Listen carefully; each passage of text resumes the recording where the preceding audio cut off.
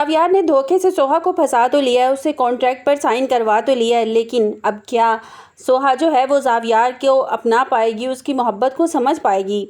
जीमल जैसे ही घर आती है और सोहा उसको बताती है कि तुम्हारे भाई ने मेरे साथ क्या किया है, उसने उमर की बीमारी का नाजायज़ फ़ायदा उठाया है, उसने मुझे फंसाया है, कॉन्ट्रैक्ट पर साइन करवाया मुझसे। और जीमल उससे कहती है कि आप मुझे बता सकती हैं, आप मेरे से शेयर कर सकती हैं कोई भी बात। तो सोहा यही बात करती है जीमल से कि मैं जावियार के साथ जुड़े किसी भी रिश्ते के पर इतबार नहीं कर सकती। अगले दिन निकाह की तकरीब थी। जावियार इस रिश्ते को लेकर बहुत खुश था, उसे लग रहा था कि सोहा हमेशा के लिए इसकी हो जाएगी और इसने किसी भी तरह सोहा को पा लिया है। हाल में मौलवी साहब निकाह के लिए तैयार थे और जैसे ही सोहा से पूछा गया, इसने खामोशी से कबूल है कह दिया।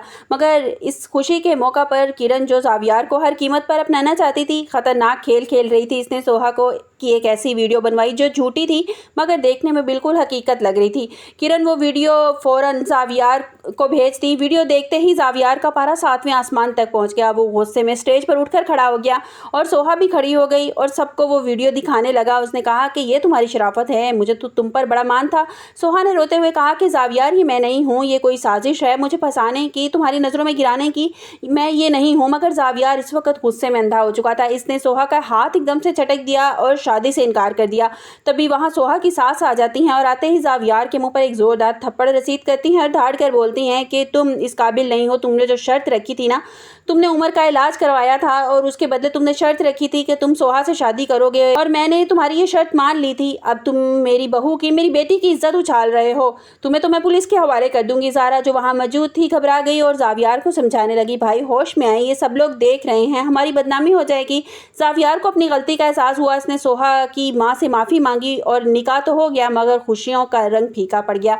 निकाह के बाद जावियार सोहा को अपने कमरे में ले गया और अपनी मोहब्बत का इजहार करने लगा तो सोहा शदीद गुस्से में आ गई। इसने जावियार को गिरबान से पकड़ लिया, मुझे मोहब्बत की बात करते हो, तुम एक घटिया इंसान हो, तुमने मेरी मजबूरी का फायदा उठाया है जिस्मानी तौर पर तो रह लूं, अपनी शोहर का दुख मैं कभी नहीं भूलूंगी। जावियार इसे समझाने की कोशिश करता है मगर सोहा इसे छोड़कर कमरे से बाहर निकल जाती है। इसके बाद किरण का अगला वार शुरू हो जाता है। वो जावियार के पास आती है और बड़ी हमदर्दी जताती है और ज़ारा के कमरे में सोने का मशवरा देती है और उससे कहती है कि सोहा का एहसास होना चाहिए, तुम उसे जिस तरह उसने तुम्हारे साथ बदतमीजी की है ना, तुम भी उसे बात मत करना, उसका ईंट का जवाब तुम्हें उसे पत्थर से देना होगा। इस तरह अगर तुम करोगे ना तो वो तुम्हारे सर चढ़ जाए। जावियार को किरण की किसी भी बात का कोई एहसास नहीं होता। वो अच्छी तरह जानता है कि किरण जो है वो मुझे, सोहा को और मुझे एक दूसरे से दूर करना चाहती है। उधर जकिया जो सोहा की ननद है वो ज़ारा के शोहर असफन में दिलचस्पी लेना शुरू हो गई है। ज़ारा को जलाने के हर मौके पर असफन के करीब रहने की कोशिश करती है। ज़ारा जब देखती है कि जरगा